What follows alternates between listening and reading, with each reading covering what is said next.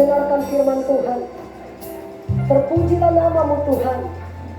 Kami siap dan rindu supaya hati kami diserami dengan firman Allah. Karena kami tahu firman itu adalah Engkau sendiri.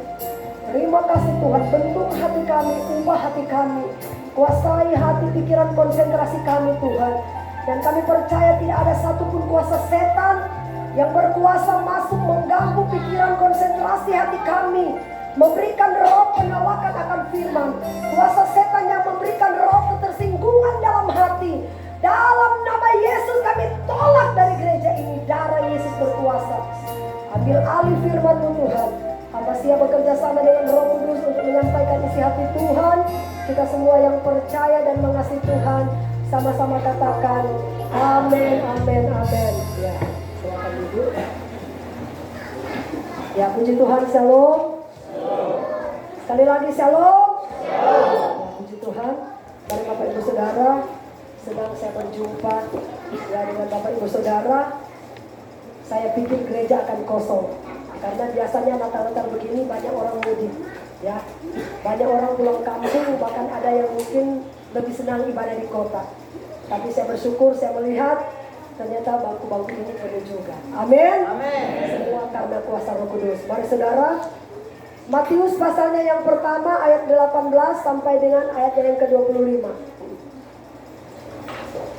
Matius pertama ayat 18 sampai 25, nanti Ibu Angel bacakan ya.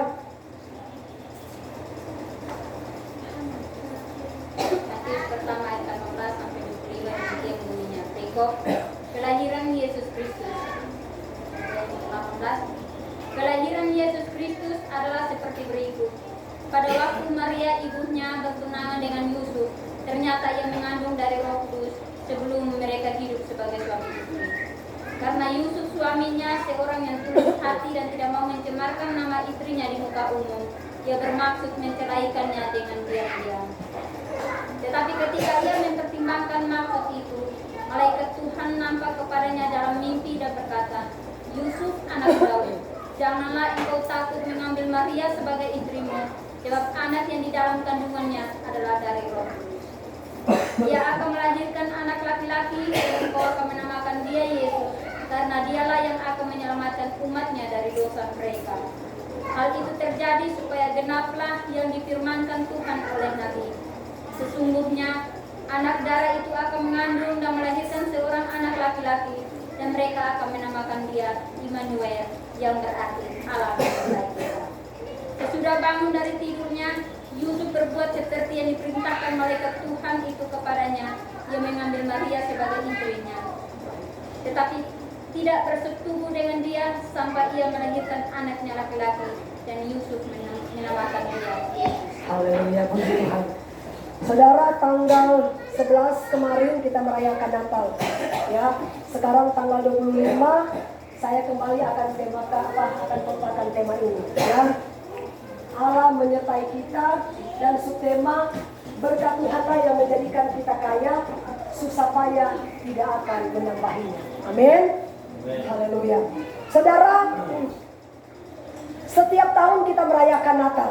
Ya, ada yang merayakan Natal di kampung, ada yang merayakan Natal mungkin dia pergi berlibur ke tempat yang lain, dan ada juga yang merayakan Natal, saudara, ke luar negeri, ya, itu kalau ada uang, ya, dan lain sebagainya. Ya, ada banyak macam saudara orang merayakan Natal, ya. Tetapi saudara, saya mau kasih tahu, ya, apakah makna Natal dalam hidup kita? Iya kan? Ya, kita boleh merayakan Natal dengan cara apa saja, ya.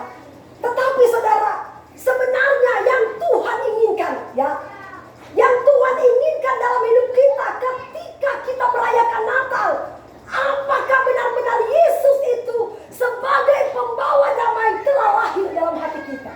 Amin. Itulah yang Yesus inginkan. Haleluya. Sebab kalau Yesus ada di dalam hati kita, maka dia pasti akan menyertai hidup kita. Amin. Saudara, dia katakan begini, ya. Kelahiran Yesus Kristus ayat yang ke-18. Seperti berikut. Pada waktu Maria ibunya bertunangan dengan Yusuf, ternyata ia mengandung dari Roh Kudus sebelum mereka hidup suami istri terus.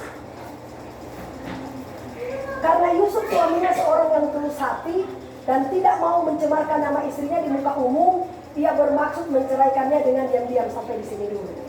Saudara, saya mau kasih tahu ya. Pada zaman Maria, ketika saudara Tuhan memilih Maria, ya, Tuhan memilih Maria supaya kandungannya itu dipakai, ya, dipakai oleh Tuhan untuk dia bisa ada di dalam kandungan Maria. Saudara, pada waktu itu kata Alkitab, Maria ini adalah seorang wanita yang suci, seorang wanita yang kudus, ya. Makanya Allah memilih Maria. Dia adalah perawan suci. Makanya ada pujian menyanyi begini. Di kandang domba malam dingin, malam yang kudus, seorang anak lahir ke bumi dari rahim perawan suci Maria. Ya kan? Saya percaya kita pernah dengar lagu itu. Jadi saudara, jangan pernah kita mengatakan bahwa Maria ini orang berzina. Jangan, salah itu ya. Karena ada Maria yang memang dia mantan pezina. Itu yang pernah saya jelaskan ya. Ini Maria yang benar-benar ibu Yesus ya. Yang benar-benar dia adalah kudus dan tidak bercelah. Amin. Saudara, ketika Tuhan memilih Maria supaya kandungannya itu bisa dipakai, saudara, untuk dia bisa ada di dalam kandungannya, tiba-tiba saudara dia katakan begini kepada Yusuf. Waktu itu saudara dia masih bertunangan dengan Yusuf. Mak, kira-kira mak kalau bertunangan kira-kira kita sudah bisa tidur bersama atau tidak?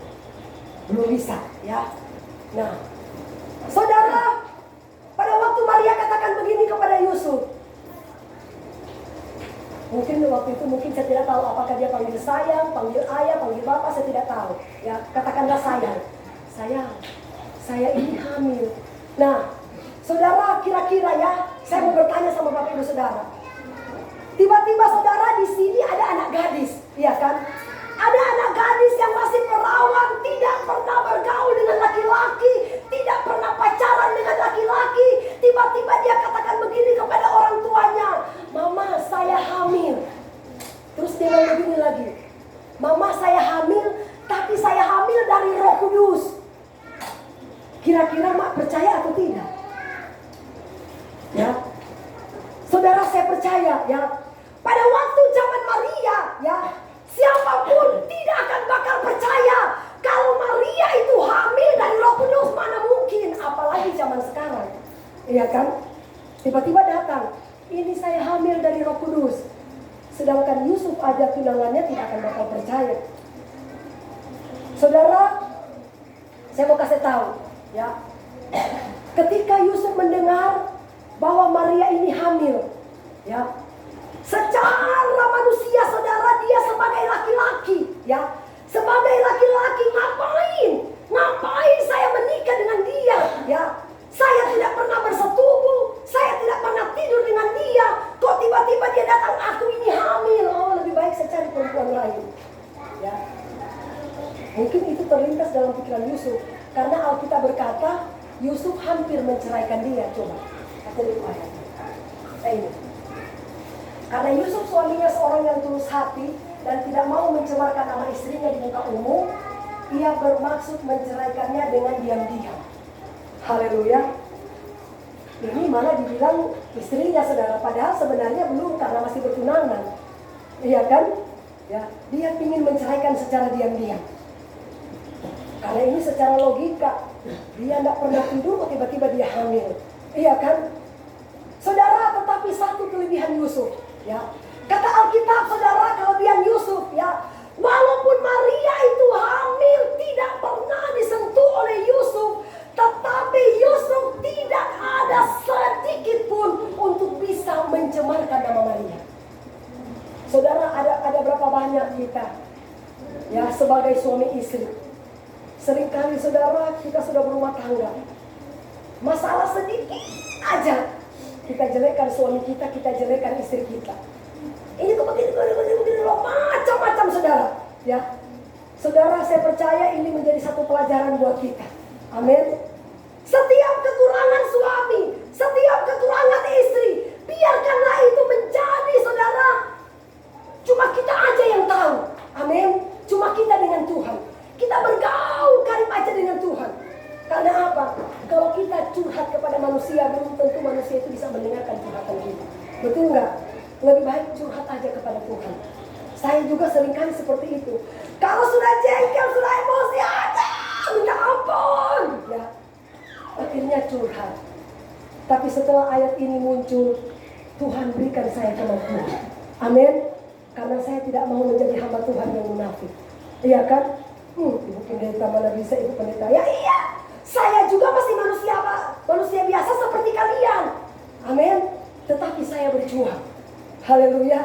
Berjuang untuk saya tetap tinggal di dalam Tuhan. Supaya Tuhan menyertai hidup saya. Haleluya. Saudara, coba baca ayat selanjutnya. Ayat selanjutnya. Tetapi ketika ia mempertimbangkan maksud itu, malaikat Tuhan nampak kepadanya dalam mimpi dan berkata, Yusuf anak Daud, janganlah engkau takut mengambil Maria sebagai istrimu, sebab anak yang di dalam kandungannya adalah dari Roh Kudus. Ya, saudara, saya mau kasih tahu ya, kenapa saudara Tuhan itu mau berbicara kepada Yusuf? Kenapa? Karena Yusuf ini adalah orang yang dekat dengan Tuhan. Amin. Saya yakin saudara, ya, kalau kita ini dekat dengan Tuhan, suka bergaul karib dengan Tuhan, kita suka membangun hubungan intim dengan Tuhan lewat doa. Saya percaya saudara, walaupun orang bisa melakukan ini dan itu terhadap kita, karena kita punya hubungan baik dengan Tuhan, biarkan saja anjing menggonggong kafilah jalan terus. Amin. Karena ada Tuhan yang ada dalam hati kita. Haleluya. Saudara, seperti yang saya khotbahkan hari Minggu kemarin, ya, memang ikut Tuhan itu tidak mudah. Betul, ya. Sekali lagi saudara, ikut Tuhan itu tidak mudah. Ketika kita mengambil keputusan, saudara, ya, ketika kita mengambil keputusan untuk ikut Tuhan, untuk melayani Tuhan, ada begitu banyak tantangan yang akan kita hadapi, saudara. Tetapi Alkitab berkata, ya, ketika kita menghadapi tantangan itu dengan segala ucapan syukur, maka Allah akan menyertai hidup kita. Haleluya. Itulah yang terjadi saudara, ya. Ketika kita mengandalkan Tuhan di dalam segala hal, maka Tuhan pasti akan menyertai hidup kita. Coba ayat selanjutnya. Dia akan melahirkan anak laki-laki dan engkau akan menamakan dia Yesus, karena dialah yang akan menyelamatkan umatnya dari dosa mereka terus. Hal itu terjadi supaya genaplah yang difirmankan Tuhan oleh Nabi terus.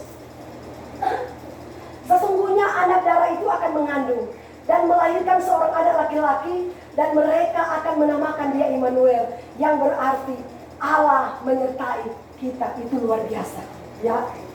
Allah menyertai kita. Saudara, saya percaya, ya, kalau Allah itu menyertai kita, apapun yang kita kerjakan, apapun yang kita lakukan, apapun yang kita buat, karena Allah menyertai kita, pasti akan berhasil. Amin. Saudara, dia katakan begini, berkat Tuhanlah yang menjadikan kita kaya, susah payah tidak akan menambahinya, ya. Walaupun kita berjuang setengah mati, bekerja keras, banting tulang mencari nafkah, mencari kekayaan, tapi kalau Tuhan tidak menyertai kita, sia-sia. Amin. Saudara, seperti yang saya pernah kasih contoh, ya, saya sudah pernah jelaskan, seorang kaya, dia banyak duit. Satu ketika saudara dia bangun villa. Villanya itu harganya triliun. Dia masih kredit. Tiba-tiba saudara, dia tinggal di Jakarta, sedangkan villanya ada di tempat lain. Yang tinggal di villa itu adalah pembantu, suami istri, dan anak-anaknya. Ya, bayangkan saudara, ya, si pembantu ini dia menikmati AC, luar biasa. Dia berenang sambil minum kopi dengan anaknya, anaknya berenang. Ya, tetapi saudara, si orang kaya ini cekot-cekot, bagaimana caranya saya harus membayar uang kredit villa ini, ya. Tetapi si pembantu itu enak-enakan, malah setiap bulan dia itu mendapatkan gaji dari Tuhan, ya. Berusaha membanting tulang, tapi orang lain yang menikmatinya. Haleluya. Kita cuma diberikan kekayaan, tapi kalau kita tidak menikmati, sia-sia. Haleluya. Makanya saya selalu berdoa, Tuhan, biarlah segala jerih payah yang aku lakukan, ya,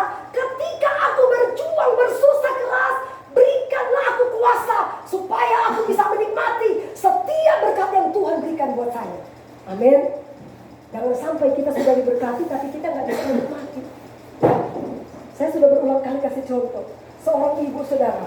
Saya dengan suamiku pergi ke Palangka, mau cari tanah dulu. Tiba-tiba dia bilang begini, ibu itu orang kaya, rumahnya besar. Ya. Ibu, jujur ibu ya, saya ini sudah bertahun-tahun gak bisa tidur. Padahal sudah tidur di atas uang. Amin. Saya sudah bertahun-tahun tidak tidur. Bayangkan, saya kalau mau tidur harus minum ini pil tidur. Ya. Banyak uang sudah tidur di atas uang, sedangkan tidur aja tidak diberkati oleh Tuhan. Haleluya. Ya. Kalau kita masih bisa tidur enak, kalau kita masih bisa makan enak, kalau kita masih bisa menikmati berkat yang Tuhan beri, itu adalah anugerah. Artinya Allah menyertai hidup kita. Amin. Ya. Makanya jangan pernah sia-siakan kasih karunia Tuhan. Makanya dia katakan saudara, berkat Tuhanlah yang menjadikan kita kaya, susah payah tidak akan menambahinya. Jadi biarlah segala berkat yang kita dapatkan, kita katakan Tuhan, buat saya bisa menikmati setiap berkat yang Engkau berikan. Dan biarlah Engkau menyertai saya kemanapun juga saya pergi, karena saya tahu janji Allah menyertai hidup kita. Amin. Tuhan berkati kita semua. Tak usah panjang-panjang, ya, karena masih ada acara pembubaran panitia sebentar.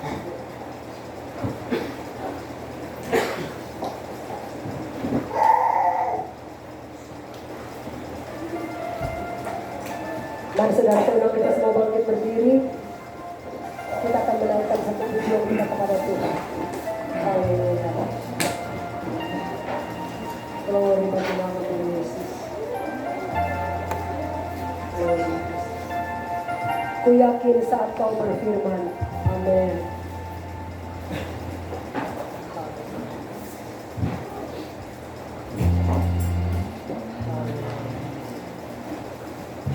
Kami bersyukur janji Tuhan adalah janji yang murni, dan Engkau tidak akan pernah membatalkan janji firman dalam hidup kami Tuhan.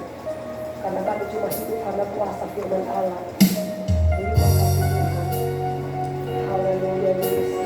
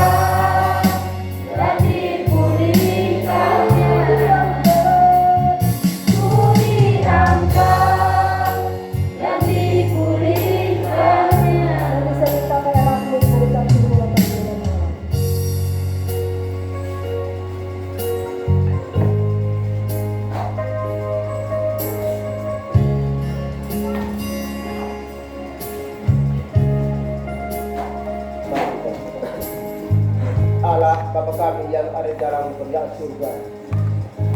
Pada sore hari menjelang malam hari ini, kami jemaat-jemaat datang di tempat kekudusan itu. Kami datang memuji dan memuliakan nama Tuhan. Kami tahu Tuhan bahwa hari ini adalah hari bagian kami. Kami percaya bahwa kelahiran-Mu untuk kami, karena kami tahu bahwa hidup ini adalah penuh dengan sukacita. Amin. Tuhan ada bersama kami. Bapa kami yang ada di dalam kerajaan surga, firman-Mu malam hari ini mengajak kami Tuhan, agar senantiasa kami boleh dekatkan hidup kami kepadamu Tuhan. Karena kami yakin dan kami percaya, kami bekerja, hidup selagi kami hidup masih di bumi ini. Kami percaya bahwa Allah bersama-sama yang ada. Amin. Terima kasih Tuhan. Inilah doa dan harapan kami Tuhan. Hanya di dalam nama Yesus Kristus kami datang dan